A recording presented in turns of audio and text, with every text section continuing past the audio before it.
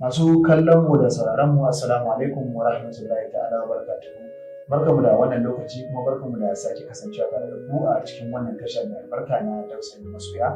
Wannan tasha ne dai da ya saba kawo muku shirye-shirye domin gyara zamantakewar aure, ba da shawarwari ga matasa, samari da 'yan mata domin dai a kula tare a tsira tare, kuma shirin ne da ke tasha ce da ke kokarin inganta soyayya a tsakanin samari da 'yan mata domin kar a samu jagwalgwalo da kuma kusakurai iri daban-daban kamar yadda aka saba. Muna fata Allah ya ɗauki wannan tasha kuma Allah ya sanya albarka, ya kawo canji cikin soyayya da zamantakewar auren al'umma. Muna tare da wato babban bakonmu wanda shine jigo kuma jagora na wannan tasha, hakanan kuma shine yana jagorantar kungiyoyi daban-daban wanda daga bisani za ku ji wannan sunan nasa, za ku ji kungiyoyin da kuma sunan nasa. Wato muna tare da Alhaji Mudassir Adam Muhammad wanda aka fi sani da Sahibul Hubbi. Alhaji Mudassir Adam Muhammad shine shugaban rukunin ɗan shayi furnitures da ke Kano da kewaye, hakanan kuma shine jagora na kungiyar RTD Youth Development wanda ke fafutuka domin ganin ci gaban matasa a ƙananan hukumomi daban-daban, wanda kuma daga bisani wannan kungiya ta rikide ko ta jirwaye ta koma wata sabuwar kungiya kuma da ake kallon ta fi ƙarfin ta da, kuma muke wa fatan alheri, wanda ake suna Kano North Youth Development Association, wato kungiyar cigaban matasan Kano ta Arewa, wanda kuma shi Alhaji Mudassir Adam Muhammad ɗin shi yake jagorantar wannan kungiya. To amma a cikin wannan shiri, wannan tasha ta Dausayin Masoya, magana za mu yi akan soyayya zalla, wancan wani abu ne daban. Idan har mutum na da bukata a ƙarshe idan mun faɗi lamba waya ya tuntuɓi wannan wuri. Kafin mu je ga gundarin abin da ya dauko ya kawo mu cikin wannan shiri kai tsaye, zan je ga shi babban bakon namu ya gabatar da kansa, amma kafin sannan ni wanda zan jagoranci wannan shirin daga yanzu har zuwa wani lokaci, sunana Nura na kowa. Alhaji, assalamu alaikum wa rahmatullahi ta'ala wa barakatuhu. A gaisa da masu sauraro. To alaikum assalam wa rahmatullahi ta'ala wa barakatuhu. Ina farin cikin kasancewa da kai a cikin wannan gida mai albarka. Na'am. Kuma kamar wanda ya saba jin mu kafafe na gidajen rediyo, mutane da yawa sun san muryoyin, wasu kuma ma sun san fuskokin. Kuma alhamdulillah wannan babban nasara ce da ta kasance gashi za mu ci gaba, kusan wanda da suke ganin suke jin muryoyi yanzu kuma za su ga videos da ake abin nan. Kuma ko da yaushe ka san kowane dan adam akwai yadda zai ba wa addininsa gudunmawa.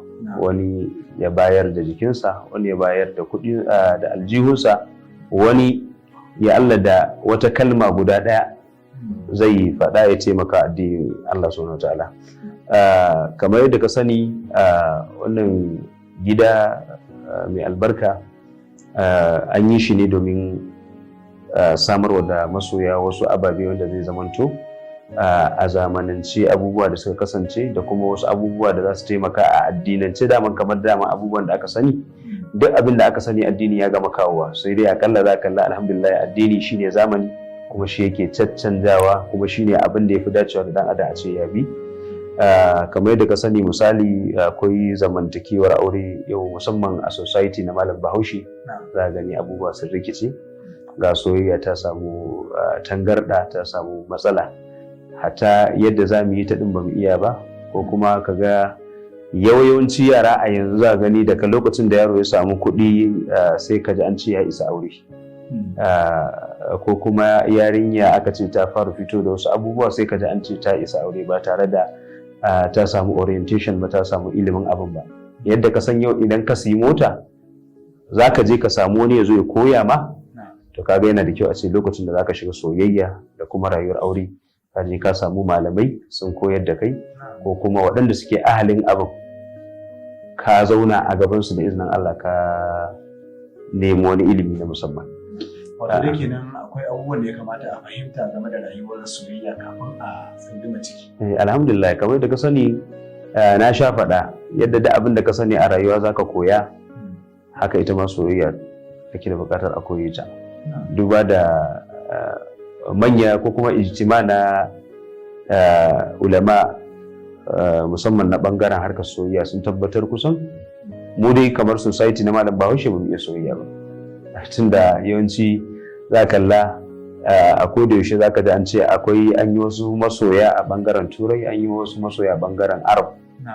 Amma mu nan sai dai ka gani kullum me burin mu kwaikwayi ko dai larabawa ko turawa. To kuma ita da na fahimci soyayya baya yiwuwa ka kwaikwayi wani sakamakon an samu akwai bambancin al'ada da kuma bambancin ma addini. Wasu kamar na turawa za ka yawanci wanda suke abin nan majority wanda suke za gani arna ne. Wato kenan idan ka gane yau in ka ce zaka kwaikwaye su zaka shiga cikin matsala. Haka in ka ce zaka dauki yanzu kamar India su ma zaka shiga matsala. Misali za gani kamar Bahaushe yanzu za kalla a fina-finan su yake kwaikwaya yawanci zaka ga ba India yake kwaikwaya.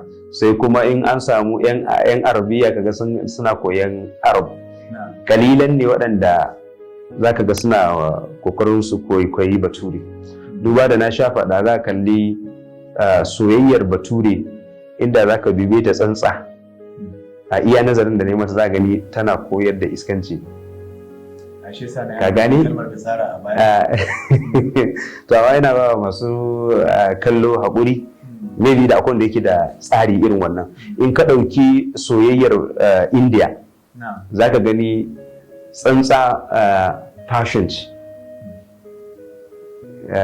Me zan fassara fashion misali soyayyar India za ka kalla wani abu ne wanda kamar yake kawatar da mai kallo, amma ba lalle bane kai an ce ka je kai abin nan. Misali a ce ya za a yi masoyiya ga shoyi za ta mutu kaga cewa tunda za ta mutu kai ma babu amfanin rayuwa ka ya kamata kawai ka bi ta. Kaga ai wannan ganganci ne. Yau to ka gani yau to soyayyar kuma balarabi yawanci za kalla kashe kai ci duk inda za kalla yawanci za ga duba duk inda balarabi yake a iya fahimta ta za gani soyayyarsa ta kashe kai ci. Inda misali ka ɗauko mana irin waɗanda muka jijji magabata da suka kasance a baya, ka ji mutum ya zo ya ce ma ka duba kamar Laila Majnun. Ina yawan bayanin cewa mutane suna ganin sa a matsayin wani masoyi wanda ni a fahimta ta ba masoyi ba ne. Dalili duk cikinmu da muke ikirarin cewa masoyi ne ba za ka iya abin da zai yi ba, ni ba zan yi abin da yi ba, kai ma ba za ka yi ba. Yanzu ya za a ce mutum ya je kana musulmi wai ka je ka ɗauki sallaya ka kalli gidan su yarinya wai ka ce inda take fitowa nan ne gabas, kaga ba zai yiwu ba. Ko kuma ka je Saudiya ka je ɗakin Allah kana zagayewa kamar yadda aka yi bayani a kansa, waje ne wanda na roƙon rahama da gafara, amma kai tunda aka ce daman a lokacin zuwa yayi neman ta, kai ba abin da kai ka zo kai burin ka kawai Allah ya nuna ma ita. Baka zo neman gafara ba, baka zo neman Allah ya sa ita zama in alkhairi ce gare ka Allah ya baka. Haka wasu abubuwa shi yasa nake ganin mutane da suke mahaukacin Laila aka ce, to abinda mahaukaci yayi ina ganin bai kamata ya zama hujja ga mai hankali ba. In ka fahimce ni misali a ce mahaukaci ne ya abu kuma wai ake kafa hujja da shi, to kaga ni a iya fahimta ta bai kamata ya zama abin hujja abin nan ba. Wannan kaɗan daga cikin dai abubuwan da na fahimta kenan. Kuma da fatan masu kallon mu da sauraron mu za a yi amfani da dukkanin jawaban da Sahibu Rubi yayi da kuma shawarar da ya bayar dangane da yadda za a bude tare a tsira tare, sannan kuma a yi koyi da soyayya wato irin ta musulunci, ba soyayya da za a koya daga wajen Turawa ko Indiya wanda zai haifar mana da kusa kwarai ba. Ina ga ya kamata Alhaji Mudassir Adam Muhammad mu shiga cikin gundaren abin da muke so mu nan tattauna. Akwai abin da yake faruwa a rayuwar masoya a wannan lokaci. Wani lokaci idan wata ta fuskanci wani yana matukar santa da kaunarta, ko kuma wani ya fuskanci shi ma ana yi mar irin wannan so da kaunar, ba zan ce ya wuce gona da ba, ya kai matuƙa gaya, sai kaga a maimakon mutum ya juyo ya fuskanci masoyinsa sai kuma ya dinga dan wani abu kamar na jan aji ko kuma wahalarwa ko kuma wulaƙanci idan har lokaci yayi an kai ga wulaƙanci. Amma wahalar wannan da ake yi watakila ko ya kira waya ba kula ba, sai an ga dama za a daga, ko kuma ya tura sakonni ba a amsa ba, sai an ga dama ya yi kamar guda 1000 sannan za a mara reply. To duk irin wannan wahalar wanda jan ajin da komai da komai shine wasu suke kallo kamar shi zai tabbatar maka da iya wato gaskiyar soyayyar da ake maka. Idan mutum ya ci gaba kenan yana son ka, in ya daina ba son ka yake ba, kai ba son ka kama gaban ka. To shin idan ma zan ko tambaya ko kai ko ni ko masu kallon da sauraron mu, shin menene ribar ka ko ribar ki idan har kika wahalar da mai son ki bayan kin tabbatar da cewa da gaske yana son ki ba da wasa ba? Na'am. So alhamdulillah, kamar da ka sani, gaskiya ina yawan kalubalantar irin wannan abin. In ga namiji yana son mace,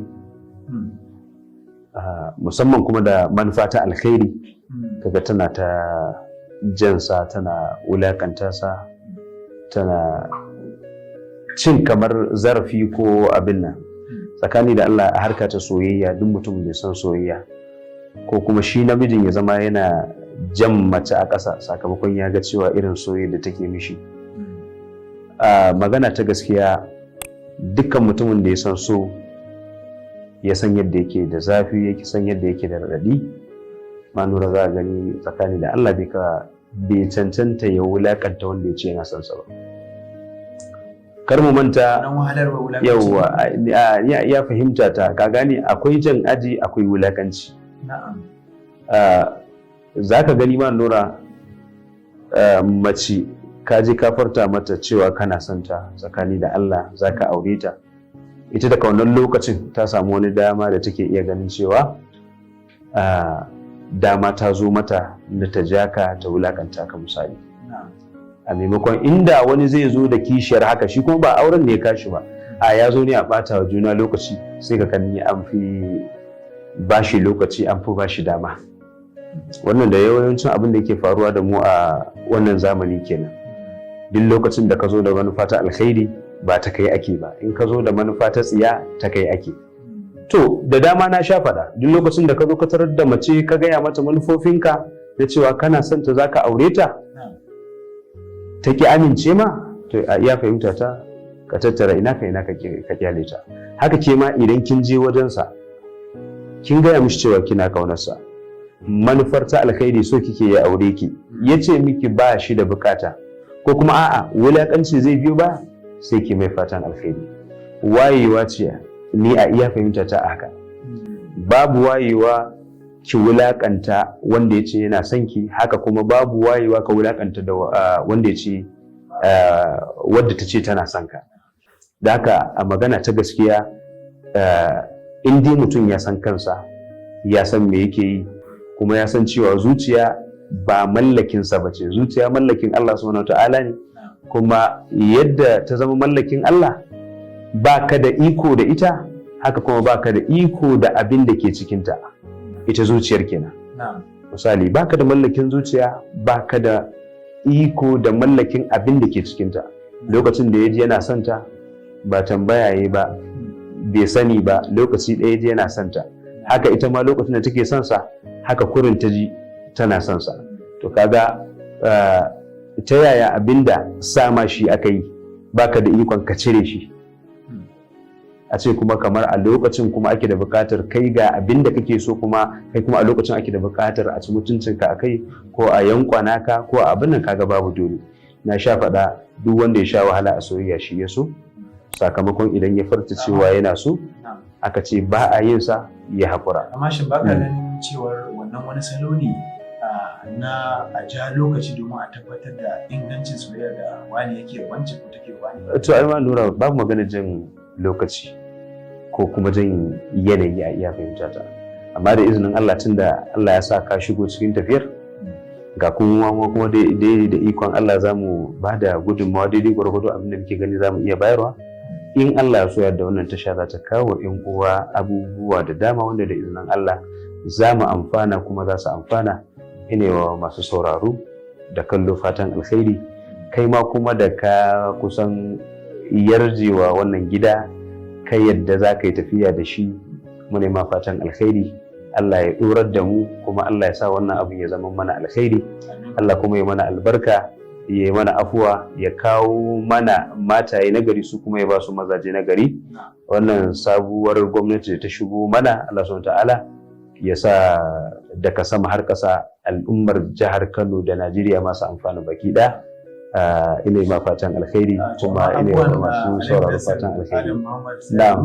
Akwai wato gaɓoɓi daban-daban da wannan tasha da ke kawowa, wanda kafin ni na fara gabatarwa cikin wannan tasha na san akwai gurabe daban-daban kamar irin su fannin tambayoyi da amsoshi da kuma wato jawabai iri daban-daban, wanda ma na ji ka ce, wanda ban sanar da masu cewa a gaba za a fara gayyato wasu ko fannin malamai, gaskiya ne, tafarkin addini da al'adar Hausa da kuma 'yan zamani, domin a zuwa dinga dan wayar da kan al'umma, musamman ma masoya samari da 'yan mata, tunda nan ake da kusakurar.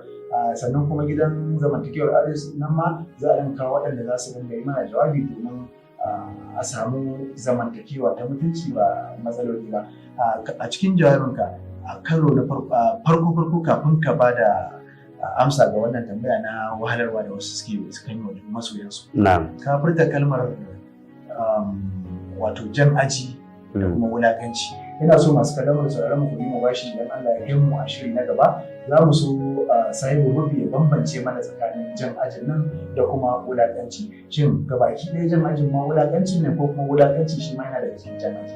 Idan kuka biyo mu ko ka ci gaba da bibiyar wannan tasha ta mu, insha Allah karim za a dinga samun waraka daga kalmar alai Sahibu Hobby, ina ga kamar ka riga ma ka yi riga ma da masallacin sallama da masu sauraron mu. Idan mai kallon mu da sauraron mu yana da buƙatar watakila gana da wannan tasha domin turo tambayoyi da za a bashi amsa a shirye-shiryen mu da suke tawowa, za ka iya tuntuɓar wannan tasha ta lambar WhatsApp kamar haka: 081 43 87 70 1 7, wato dai 081 43 87 70 1 7. Duka nan muka kawo ƙarshen wannan shirya wannan rana, insha Allah karim za a sake kasance tare da mu a shirye-shiryen mu na gaba. Sunana Nura Dan Uwa, assalamu alaikum wa rahmatullahi ta'ala wa barakatuh.